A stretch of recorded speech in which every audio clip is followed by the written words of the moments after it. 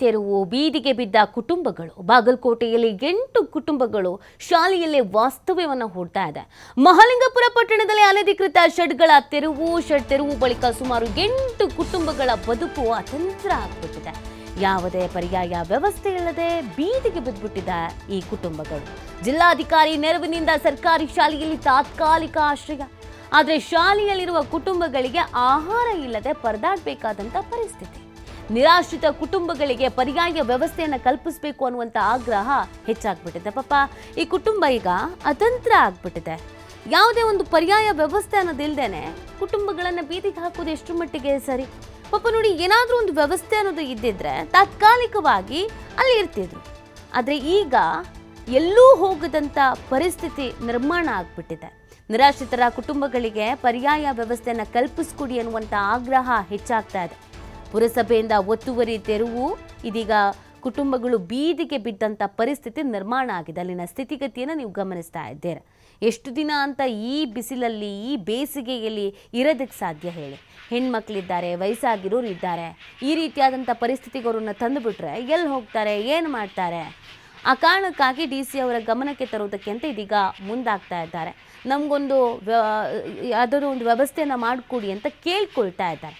ಯಾವುದೇ ಪ್ಲ್ಯಾನಿಂಗ್ ಅನ್ನೋದಿಲ್ದೇನೆ, ಒಂದು ಪರ್ಯಾಯ ವ್ಯವಸ್ಥೆಯನ್ನು ನೀಟಾಗಿ ಕಲ್ಪಿಸ್ಬೇಕು ಅನ್ನೋದು ಇಲ್ದೇನೆ ಇದಕ್ಕಿದ್ದ ಹಾಗೆ ತೆರವು ಅಂತ ತೆರವು ಮಾಡಿಬಿಟ್ರೆ ಅಲ್ಲಿದ್ದವ್ರಿಗೆ ಎಲ್ಲಿಗೆ ಹೋಗಬೇಕು? ಓಕೆ, ಈಗ ಒತ್ತುವರಿ ಆಗಿರೋ ಜಾಗವನ್ನು ತೆರವು ಮಾಡ್ಕೊಳ್ಬೇಕು, ಅದು ರೂಲ್ಸ್ ಇದೆ, ಫೈನ್. ಆದರೆ ಅದಕ್ಕಿಂತ ಮುಂಚಿತವಾಗಿ ಅವರಿಗೆ ನೋಟಿಸ್ ಕೊಡುವಂಥದ್ದು, ಬೇರೆ ಕಡೆ ವ್ಯವಸ್ಥೆ ಆಗೋ ತನಕ ಸ್ವಲ್ಪ ತಡೆ ಮಾಡುವಂಥದ್ದು, ಈ ಥರದ್ದೆಲ್ಲ ಮಾಡಬೇಕಲ್ಲ. ಆ ನಂತರದಲ್ಲಿ ಕ್ರಮ ಕೈಗೊಳ್ಬೇಕಲ್ವಾ? ಏನೂ ಮಾಡದೆ ಸಲೀಸಾಗಿ ಅವ್ರನ್ನ ಹೊರಗಡೆ ಹಾಕ್ಬಿಟ್ರೆ, ಈಗ ಶಾಲೆಯಲ್ಲಿ ಏನೋ ಇದ್ದಾರಂತೆ ಪಾಪ, ಎಷ್ಟು ದಿನ ಇರೋದಕ್ಕೆ ಆಗತ್ತೆ ಹೇಳಿ? ಅಲ್ಲಿ ಒಂದು ಕಡೆಯಲ್ಲಿ ಸ್ಕೂಲಲ್ಲಿ ಏನಾದರೂ ಈಗ ಬೇಸಿಗೆ ರಜೆ ಇರೋದ್ರಿಂದ ಫೈನ್, ಬಟ್ ಆಮೇಲೆ ಏನು ಮಾಡ್ತಾರೆ? ಎಲ್ಲಿಗೆ ಹೋಗ್ತಾರೆ? ಸಮಸ್ಯೆ ಅಲ್ವಾ?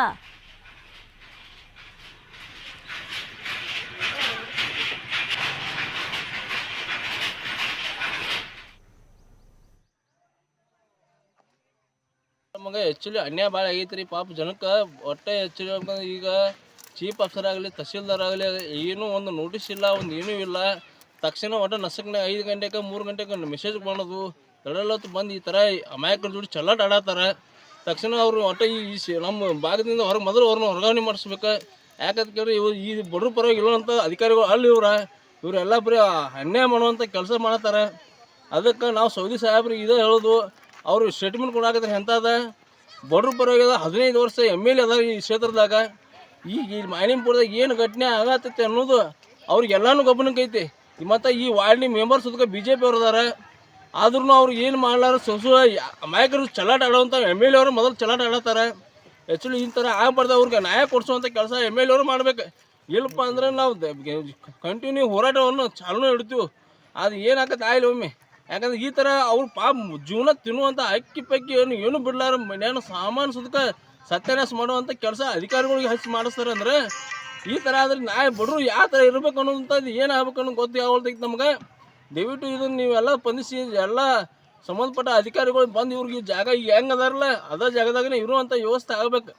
ಇಲ್ಲಪ್ಪ ಅಂದ್ರೆ ನಾವು ನಮ್ಮ ಮುಂದಿನ ದಿನಮಾನ ನೋಡ್ರಿ, ನಾವು 8-10 ವರ್ಷ ಆತ್ರಿ ಇಲ್ಲಿದ್ದು. ಏನು ಹೇಳಿಲ್ಲ ಕೇಳಿಲ್ಲ, ಒಂದು ಮನವಿ ಪತ್ರ ಕೊಟ್ಟಿವಿ, ಎಲ್ಲ ಮಾಡಿದೀವಿ ರೀ. ಏನು ಹೇಳಿದ್ರು ನಮ್ಗೆ ಕೇಳಾರ್ದ ಬೆಳಗ್ಗೆ ಅನುಗುಡ್ದನ ಎಲ್ಲ ಕಿತ್ತು ಹೋಗಿಸ್ಯಾರ್ರಿ. ನಮಗೆ ಇರಾಕ ವ್ಯವಸ್ಥೆ ಮಾಡಿಸ್ಕೊಡ್ರಿ. ಏನು ಮಾಡ್ತೀರಿ ನೋಡ್ರಿ. ನಮಗೇನು ಸೂಚನೆ ಕೊಟ್ಟರೆ ಒಂಥರ ಏನು ಕೊಟ್ಟಿಲ್ಲ ರೀ. ನಮಗೆ ಸುಳ್ಳು ಹೇಳಿ ಒಟ್ಟ ಎಲ್ಲ ನೋಡ್ರಿ, ಎಲ್ಲ ತೋರಿಸ್ರಿ ಬೇಕಾರೆ. ಎಲ್ಲ ಕಿತ್ತಿಸಿ ಹೋಗದಾರ ನೋಡ್ರಿ. ಬಡಬಗ್ರ ಇಟ್ಟಿಟ್ಟು ಮಕ್ಳ ತೊಗೊಂಡದಿವ್ರಿ. ನಾವು ಈ ಮಕ್ಳ ತೊಗೊಂಡು ಎಲ್ಲಿ ಹೋಗುಣ ಹೇಳ್ರಿ? ಇವ್ನ ತಗೊಂಡು ಎಲ್ಲಿ ಹೋಗುಣ್ರಿ ನಾವು? ನೀವು ಹೇಳ್ರಿ, ಇಂತಲ್ಲಿ ಹೋಗ್ರಿ ವಾ ಅಂತ ಹೇಳ್ರಿ, ನಾವು ಹೋಗ್ತೀವ್ರಿ. ಮತ್ತೆ ಎಲ್ಲ ಬಡ್ರು ಇಲ್ಲ, ಏನಿಲ್ಲ ಅಂದ್ರೆ ಬಡ್ರು ಇಲ್ಲ ಅರ್ಧಕ್ಕೆ ಗೌರ್ಮೆಂಟ್ ತೊಗೊಂಡು ನಾವೇನು ಮಾಡೋಣ್ರಿ? ಸಿದ್ದು ಸೌದಿ ಕಡೆ ಹೋಗಿ ಬಂದಿವ್ರಿ, DC ಕಡೆ ಹೋಗಿ ಬಂದಿವ್ರಿ, ಎಲ್ಲ ಮುನ್ಸಿಪಾಲಿಟಿಗೆ ಹೋಗಿ ಬಂದಿವಿ. ನಮಸ್ಕಾರ ಸರ್. ನಾವಿಲ್ಲಿ ರೌಕಾಬನಹಟ್ಟಿ ತಾಲೂಕು ಮಾಲಿಂಗಪುರದ ಕೆಂಗೇರಿ ಮಡ್ಡಿ ಒಳಗೆ ಸರ್ಕಾರಿ ಜಾಗ ಐತ್ರಿ. ಇಲ್ಲಿ ಒಂದು 3 ಎಕರೆ. ಅಲ್ಲೇ ಹಲವಾರು ವರ್ಷಗಳಿಂದ ಏನು ಮಾಡ್ಕೊಂಡಿದ್ದೀವಿ, ನಾವು ಎಲ್ಲ ಏನೈತಲ್ರಿ ಶೆಡ್ ಹೊಡ್ಕೊಂಡಿದ್ದೀವಿ ರೀ ಸರ್.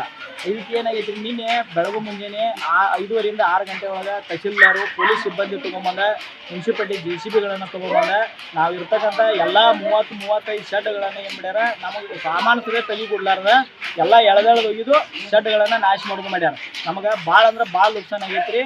ನಮಗೆ ಮೈ ಮೇಲೆ ಹಾಕೋ ಅರಿವಿ ಬಿಟ್ಟು ಬೇರೆ ಉಣ್ಣಾಕಾಗಲಿ ತಿನ್ನಾಕಾಗಲಿ ಏನೂ ಸಿಕ್ಕಿಲ್ಲ ನಮಗೆ. ಅದನ್ನ ನಮಗೆ ಮರಗ ನೋಡೋಕ್ಕಾಗಲ್ಲಾರ ವೀಣಾ ಕಾಶ್ಯಪ್ನವರವರು ನಮಗೆ ಫೋನ್ ಮಾಡಿ ಏನೇನು ಆಯ್ತು ಅಂತ ವಿಚಾರ ಮಾಡಿದ್ರು. ವಿಚಾರ ಮಾಡೋದು ಡಿ ಸಿ ಅವ್ರ ಜೋಡಿ ಮಾತಾಡಿಕಿಸಿಂದ ಇದು ಇಲ್ಲೇ ಸರ್ಕಾರ ಶಾಲೆ ಐತ್ರಿ, ಈ ಸರ್ಕಾರ ಶಾಲೆ ಒಳಗೆ ನಮಗೆ ಇಳ್ಕೊಳಕ್ಕೆ ವ್ಯವಸ್ಥೆ ಮಾಡ್ಯಾರ. ಊಟ ಎಲ್ಲ ಏನಿದ್ದಿಲ್ಲ ರೀ, ರಾತ್ರಿ ಮಳೆ ಬಂದೈತ್ರಿ. ಆ ಟೈಮ್ನಾಗ ಇಲ್ಲಿ ಓಣ್ಯಾಗಿನ ಮಂದಿ ಏನು ಮಾಡ್ಯಾರ